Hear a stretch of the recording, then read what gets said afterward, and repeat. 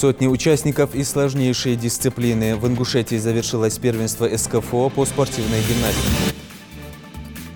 Разрушители мирной жизни. Как защитить молодежь от терроризма и наркомании. Профилактика для студентов. Полноценный отдых – залог отличной учебы. Как проходят летние каникулы в пришкольном лагере в Назране, расскажем в этом выпуске.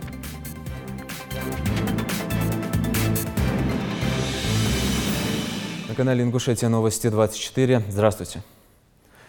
Порядка 300 юных гимнастов из Ингушетии, Дагестана, Кабардино-Балкарии и Ставропольского края в возрасте от 3 до 12 лет приняли участие в открытом первенстве СКФО по спортивной гимнастике МАГАС-2019. Сегодня, во второй заключительный день чемпионата, спортсмены состязались в таких дисциплинах, как подтягивание на турнике, упражнения на брусьях, прыжках и не только.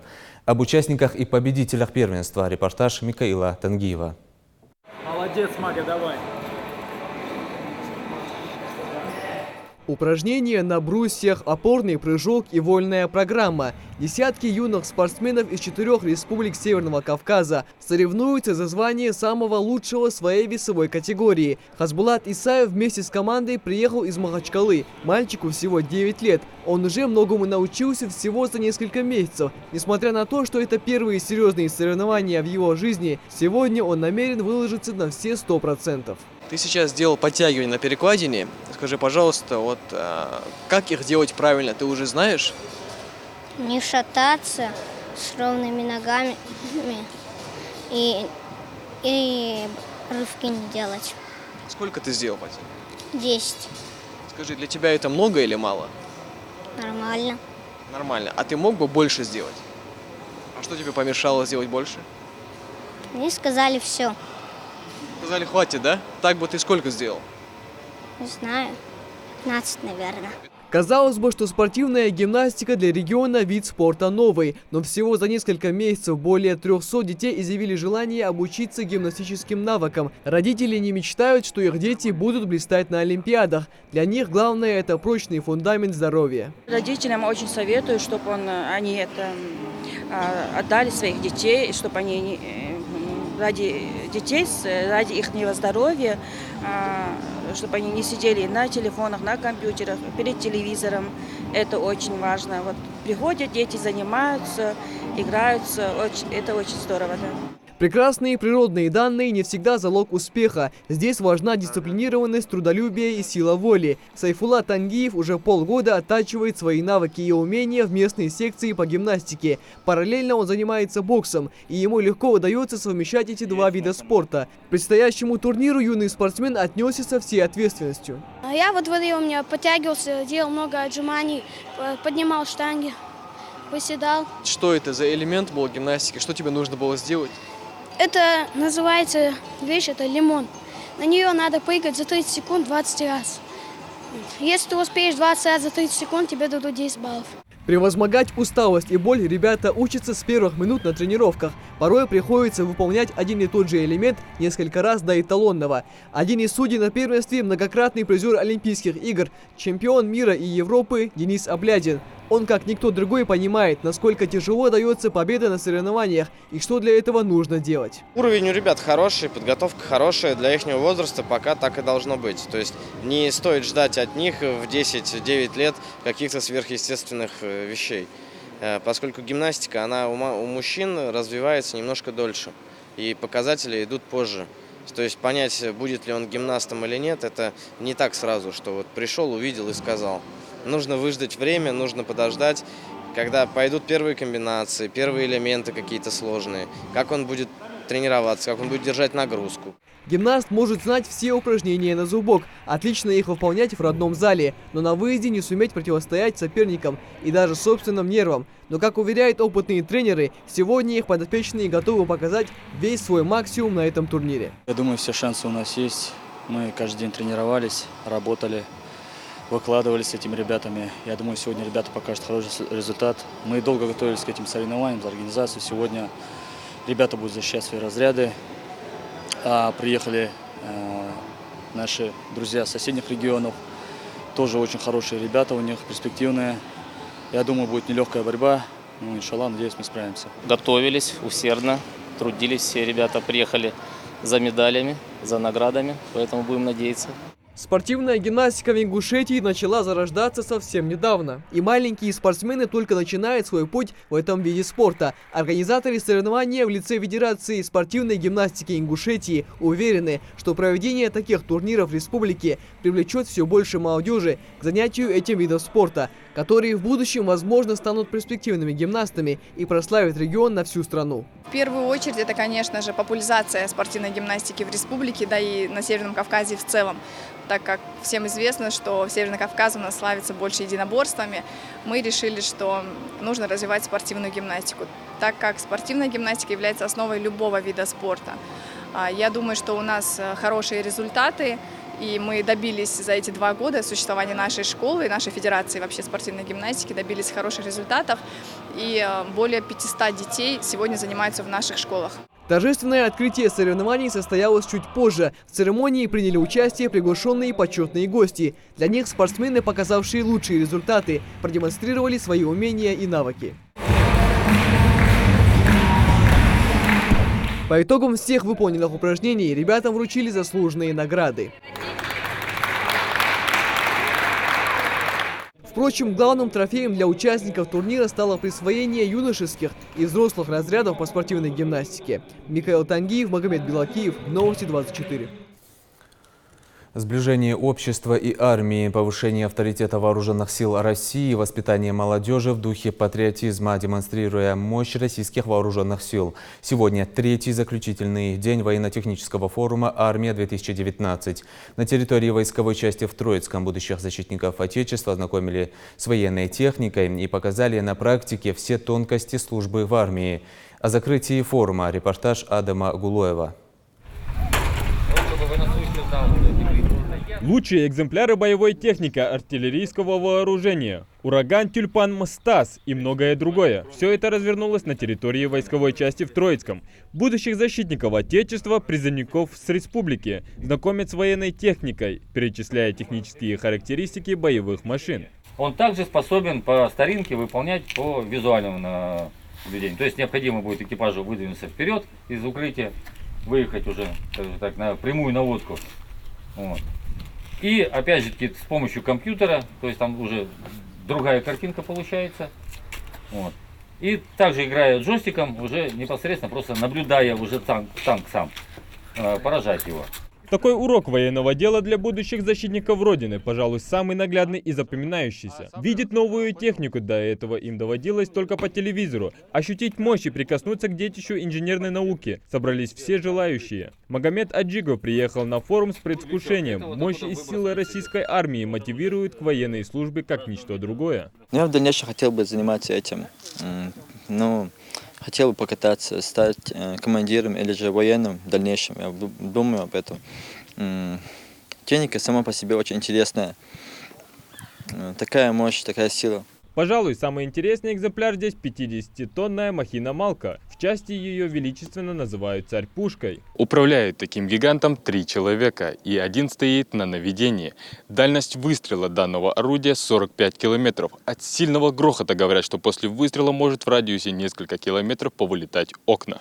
В военной стезе Малка используется с 1975 года, выпущено более 500 ее моделей. Подобный гигант легко может наводить страх на противника, но задача ее в первую очередь – защита граждан от внешних агрессоров. Армия, я в первую очередь скажу, сильна не техникой вооружений, которую мы имеем, это все-таки техника. Наша армия сильна духом, историей наших вооруженных сил, потому что если оглянуться назад, мы все знаем, что мы никогда не захватывали каких-то новых территорий. Мы всегда вели освободительные войны.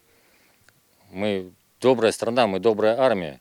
Но это не значит, что мы не готовы себя защитить и должны дать отпор любому агрессору. А сильны, еще раз повторяю, вот в первую очередь нашими людьми, нашими солдатами, нашими гражданами. Проверенные временем образцы техники, десятки экспонатов от связевых машин и ударно-поражающих. Некоторые из них уже побывали на полях боевых действий. Например, новая противотанковая машина «Хоризонтема», которая уже показала свои силы на территории Сирии. Сама машина может быть полностью скрыта на поле боя, находиться в укрытии.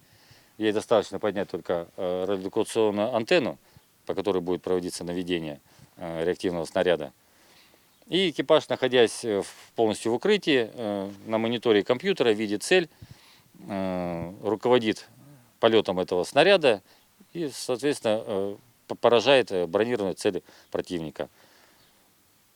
По опыту применения в Сирийской Арабской Республике американские танки «Абрамс» не способны выдержать попадание данного реактивного снаряда. Такие мероприятия воспитывают подрастающее поколение в духе патриотизма, учат чтить память о героях и уважать людей, которые защищают наше Отечество. Донести до каждого гражданина нашей страны мысль о том, что у нее есть мощные вооруженные силы, которые способны выполнить задачу по охране ее и обороне от внешнего агрессора, показать молодому поколению, которое собирается только в армию, образцы вооружения, на которых им предстоит служить в будущем, показать, опять же таки, тем, кто уже служил в армии, как развиваются наши вооруженные силы, что мы не стоим на месте, что мы используем уже новейшие образцы вооружения, которые способны поразить врага в любой обстановке боя. Военно-технический форум «Армия-2019» – это площадка для воспитания будущих призывников. К нему присоединились в каждом регионе страны. Адам Гулоев, Магомед Белакиев, Новости 24. Ислам и терроризм несовместимы. Главное правило – на усвоение молодежи. Благодаря развитию интернет-технологий террористы получили шанс пустить свои зловещие ростки в любой точке планеты. Печальная практика прослеживается уже давно. Лекция на тему профилактики террора и наркомании состоялась в Топливно-энергетическом колледже. Беседу со студентами провели религиозные деятели, представители антитеррористической комиссии и молодежные активисты. Репортаж Тамары Хашагульговой. Экстремизмом, суперизмом, рейден мотивации. Нагасан, чем молодой, пусть вопрос хули, юрт имам, еще на шорку для потенциальных. Среди главных тем на встрече – терроризм и эффективные способы борьбы с ним в группе риска «Молодежь», которая в силу своего возраста больше остальных подвержена влиянию со стороны. На встрече отмечают разделять, что хорошо и что плохо, прислушиваться к старшим и видеть четкую грань между радикальным и традиционным исламом. В таком духе и следует воспитывать молодых людей.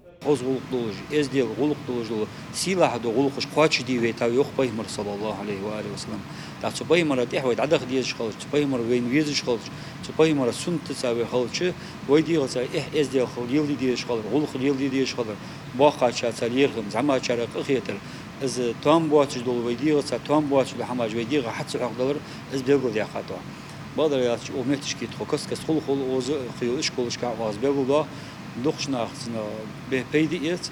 Говорят на этой встрече еще об одной проблеме современного общества – наркомании. По словам собравшихся, очень часто терроризм и наркомания идут вместе. Именно террористы, экстремисты цар вербовать бежбонаха, корт мукли бочиш бонаха, корт тубя болиш бо, корт талха болиш бонаха, жму болиш бонаха, атахулцан цумуч должен зулмага халхтус, анялче. В принципе, шваш хатс деже цац должен докумотик живые. أناخ جمو بلش مناخ دحال توسش تدعش تسمو دولج دحماغ بيغ دولج دحماغ ويكيغناغ ميخكري تسعماغ يفتوغر ستوسج ساقدي خردج اشتماتيك بواليلر. Причин, почему именно среди молодежи популяризируются пагубные пристрастия, будь это радикальные взгляды или наркотическая зависимость, множество. Это и нечеткие цели, и неустойчивые желания, и конфликты со старшими. Неокрепшие умы легче свести с правильного пути. По словам Салима Муцольгова, студента Топливно-энергетического колледжа, важно проводить такие встречи среди молодежи как можно чаще, чтобы не возникало соблазна сойти с правильного пути. مقدر دواتر دقس بغدي صدوات شهد زقد زخن مخم بحكاد حال ضاقش حال داخد نو كرت ضاقش سكدي هن كرت حشوين خلط صخوش خلط هن. Еще одна причина того, что молодежь начинает следовать ложным идеалам, увлекаться террористической идеологией и пагубными привычками, слишком много свободного времени. Молодым людям напоминают о важности организации своего досуга.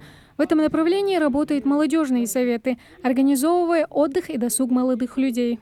Со стороны молодежного совета мы тоже пытаемся как-нибудь направить нашу молодежь их энергию в правильное русло, чтобы они были чем-то заняты, где-то они, чтобы энергию не тратили, черпая в интернетах разных информаций, чтобы они больше были заинтересованы в каких-то мероприятиях, спортивных кружках и воркаут-площадках. И вот так мы стараемся что-нибудь сделать во благо нашей молодежи, чтобы наша молодежь всегда представляла нашу республику, свой род в лучшую сторону. Такие профилактические беседы – лишь часть методов борьбы с экстремизмом и наркоманией. Они будут проводиться с молодежью с завидным постоянством, чтобы подрастающее поколение могло различать истинные ценности от ложных. Тамара Хашагульгова, Магомед Белакиев, Новости 24. Спортивные конкурсы, веселые игры, познавательные викторины. Ингушские школьники проводят летние каникулы с пользой. К примеру, в летнем пришкольном лагере Нясари, открытом на базе 10-й школы Назрани, воспитанникам точно не дают скучать. Более сотни ребят отдыхают там в течение 21 дня. Ровно столько длится одна смена. Мака Дударова расскажет подробнее. Один из самых активных отрядов лагеря – «Солнышко», а самая яркая ее звездочка, как ее здесь называют, Имана Хамхоева. В лагере она с самого открытия принимает активное участие во всех играх и конкурсах, но больше всего Имана любит рисовать. Мне очень нравится ходить в этот лагерь, потому что у нас проводится в этом лагере очень много разных интересных конкурсов. У нас есть физическая нагрузка, много физических нагрузок. Бывает эстафета, у нас была один раз, выиграл отряд «Солнышко». День в лагере начинается с зарядки, чтобы все были бодрыми, и обязательно плотный завтрак, а после – развлечения. В лагере Нясари есть все, чтобы дети именно отдыхали и развивались. Для них устраивают интеллектуальные игры, конкурсы. На уроке ИЗО сегодняшнее задание – нарисовать любимого героя из сказки или мультфильма. Руслан Бекмурзиев из отряда «Капитошки» показывает свое творчество. Я 4 рисовала. Вот эти. 3 медведя, кот, колобок, репку и кот в сапогах. Каждый день новые конкурсы. На этот раз у детей есть возможность показать, на что способны их умелые ручки. Этот конкурс называется «Показ мод». 3 дня участники раздумывали, какой наряд они наденут. Все, что может представить детское воображение, сегодня представлено в их костюмах. Самых маленьких, снимите, пожалуйста. И как же без танцев? Самый маленький Расул Калоев танцует так, что все внимание приковано к нему. Стоит мальчику только выйти в круг, ноги сами идут в пляс.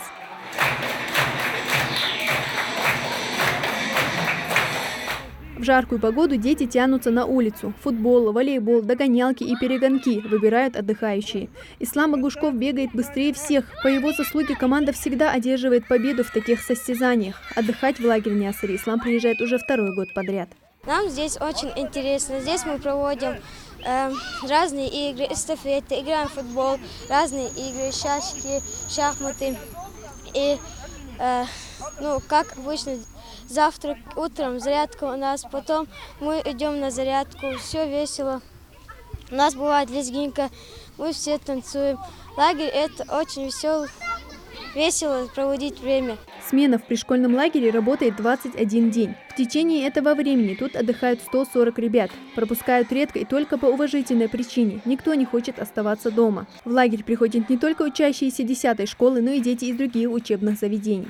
У нас есть дети, которые приехали отдыхать к своим бабушкам, дедушкам, тоже пришли, тоже отдыхают. Мы всех принимаем, мы всех берем. А своих детей мы в основном, у нас дети из малообеспеченных семей, из многодетных семей. Есть дети сотрудников органов службы, так, есть дети погибших сотрудников. Мы стараемся всех их вовлечь, заинтересовать, чтобы дети действительно отдохнули после долгого учебного процесса. Им хочется немножко расслабиться, и мы стараемся организовать их отдых. До конца работы лагеря Нясари остается всего пару дней, а число желающих отдохнуть перед новым учебным годом с каждым днем все больше. Мака Дударова, Магомед Даскиев, Новости 24. Ингушские спортсмены показали высокую мотивацию и волю к победе на межрегиональном турнире по смешанным единоборствам Plaza Grand-Prix FC2. Центром притяжения лучших бойцов стал город Нальчик. Зрелищные поединки в рамках престижного турнира проходили с 22 июня. Всего 19 боев, в 9 из которых уверенную победу одержали ингушские файтеры. Подробности в сюжете нашего корреспондента. Гладиаторы и хищники, две лучшие команды Ингушетии по боям без правил, представляли республику на всероссийском турнире. Схватки были бескомпромиссные, спортсменам пришлось выложиться по максимуму. Как же иначе, ведь приехать на родину без победы никто и не планировал. Победу одержал боец с синего угла Плив Мухаммад по прозвищу Кал. Ингушетия, бойцовский клуб «Хищник». Эти состязания для Мухаммада Плиева стали еще одной ступенью в спортивной карьере. Заниматься единоборствами он начал 3 года назад. На счету уже 3 профессиональных боя, без поражений. Интерес к боевым искусствам возник еще в детстве, когда с мальчишками частенько выясняли, кто сильнее. Осознав, что напрасно тратит силы, Мухаммад решил окунуться в спорт. Именно к этому бою наш тренер Гирихан Шибилов подготавливал месяц. 2 тренировки в день у нас было очень хорошо в плане функционально, выносливость. Хорошо подготовились и достойно выступили. А какой весовой категории выступал ты? Я выступал в категории 66 килограмм. На взвешиваниях, до взвешивания, я согнал 4 килограмма, подогнал вес и на следующий день выступили. 3 хищника в команде одержали верх над своими оппонентами. До состязаний каждый из них имел представление о противнике, поэтому к встречам готовились усердно. Соперник был из Кабардино-Балкарии. Он был местный, с клуба Эльбрус Нальчик.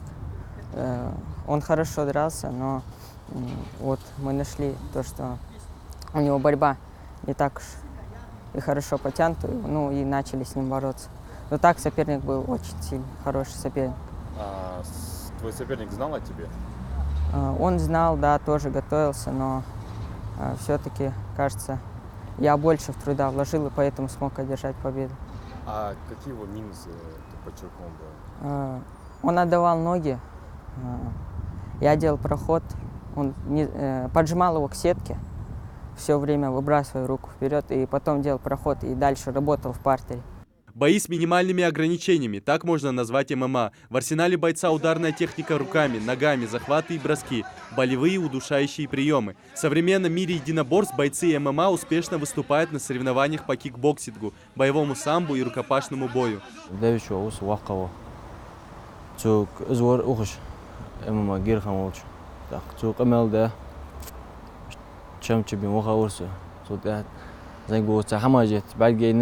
Io teške vense judo da chuga urso. Tuta yo devisho kamelde. Tamu gang shimbiti gichi. Sa hanino. Эштарвен. Цоанец да ожосо. Пришеду сутико. Быстро, четко, стремительно. На то, чтобы атаковать и нокаутировать соперника, тренеры бойцам дают, как правило, от 2 до 4 минут. Наставник подводит итоги. Ребята вернулись с отличным результатом. Уверен, что в будущем подобные турниры они проведут с легкостью. Второй этап отсеиваются более слабые, более сильные остаются. Сейчас уже, как говорится, посложнее. Ну и на этом втором этапе они тоже хорошо выступили. 5 боев они выиграли. И вот мои 3 боя выиграли. Как бы из 19 боев 8 боев выиграли ребята с Ингушетии. Уверенность, конечно, она не может быть стопроцентной, но я был уверен в том, что ребята выступят достойно. В своих бойцах, если ты не уверен, то их возить туда не надо. Просто смысла нету пушечное мясо возить на растерзание кому-то. Начинающим и подающим надежды ингушским триумфаторам отдыхать еще рано. Впереди у них 3-й этап соревнований, который пройдет в июле в Нальчике. Готовиться к турниру спортсмены начали сразу по приезду домой. Идрис Ижиев, Адам Гулоев, Истрапил Чехкиев, Новости 24. На этом наш выпуск завершен. Оставайтесь на канале Ингушетия.